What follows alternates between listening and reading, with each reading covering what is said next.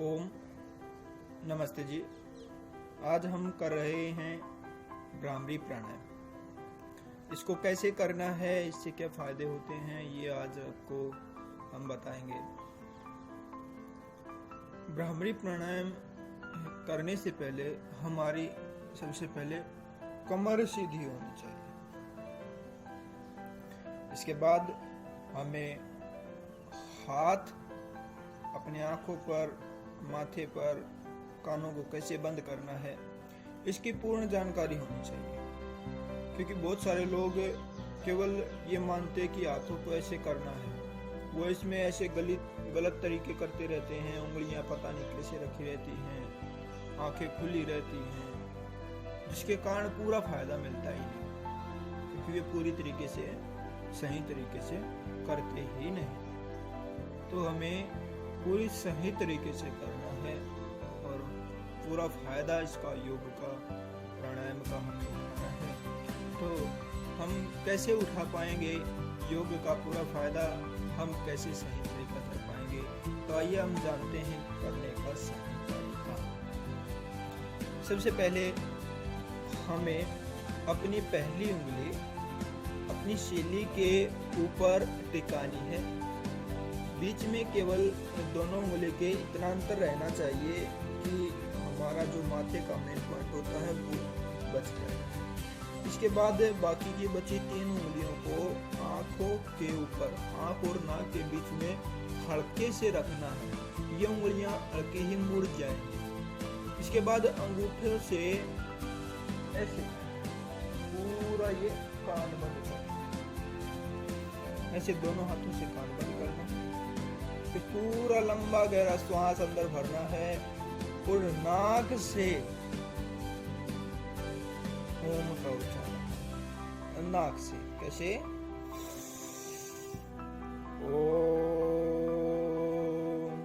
ऐसे तो हम मुंह से करते हैं, लेकिन हमें अभी भ्रामरी प्राणायाम में नाक से ऐसे उच्चारण करना है, मुंह को रखना है बंद। कैसे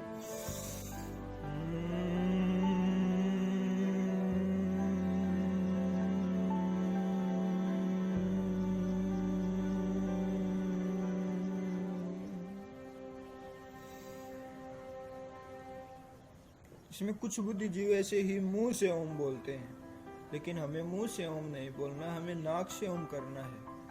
और जब हम अपनी आंख कान बंद कर लेते हैं और ये कुछ पॉइंट दबा लेते हैं, तो इसका गुंजन मस्तिष्क में होता है, जिससे हमारे मस्तिष्क की शक्तियां बढ़ती हैं, हमारी खुद की स्मरण शक्ति बढ़ती है।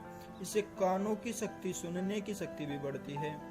इससे आंखों की शक्ति यानी कि देखने की शक्ति भी हमारी बढ़ती है।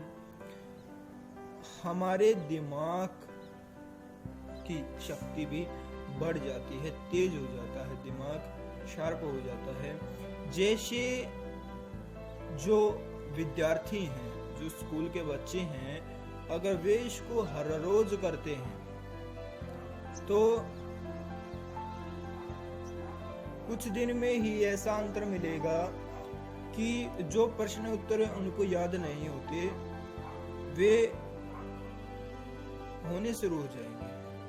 जो काफी टाइम तक लगे रहते हैं, जी ये तो याद ही नहीं हो रहे, वे उन्हें याद होने शुरू हो जाएंगे। तो इसका हमें ध्यान रखना है। दूसरा, इससे हमारा मन शांत रहता है, दिमाग की शक्ति बढ़ती है, मन बिल्कुल शांत रहता है, बाहर की चीजों में नहीं जाता। हमारी आत्म शक्ति बढ़ती है। तो इस प्राणायाम को हमें इसीलिए हर रोज करना है। अब कितना टाइम करना है, कितनी बार ऐसे उच्चारण करना है, देखो हम शुरुआत करते हैं 5 मिनट से, या ऐसे ही 5 प्राणायाम से 5 बार किया। पूरा श्वास अंदर भरा, अपनी उंगलियों को उनके स्थान पर रखा और पूरा नाक से हम इनके का उच्चारण किया, पूरा श्वास बाहर निकाला, फिर दोबारा श्वास भरा और फिर दोबारा ऐसे ही, जैसे 5 बार हम कर सकते हैं। फिर धीरे धीरे इसकी टाइमिंग बढ़ जाएगी, इसकी क्वालिटी भी बढ़ जाएगी और क्वांटिटी बढ़ने पर ही क्वालिटी बढ़ेगी। तो हम 5 मिनट शुरुआत कर सकते हैं, फिर 10 मिनट, आधा घंटा, 1 घंटा, फिर हम जितना हमारे पास समय होता है उतना हम कर सकते हैं। 5 बार से लेकर 7 बार से लेकर 11 बार से 21 बार से लेकर 31 बार, 51 बार, और जितना हमारे पास समय है 101 बार, 501 बार, कितना भी हम इसको बढ़ा सकते हैं। ये हमारे शरीर में जरूर लाभकारी होता है। तो ऐसे ही हम इस प्राणायाम का सही तरीके से जब करना शुरू कर देते हैं तो कुछ ही दिनों में हमारे स्वयं के ऊपर तो उसके बदलाव होते ही हैं, साथ में आप अपने व्यवहार में भी बदलाव पाएंगे। जब आप इसको करेंगे तो आपके व्यवहार में भी बदलाव मिलेगा।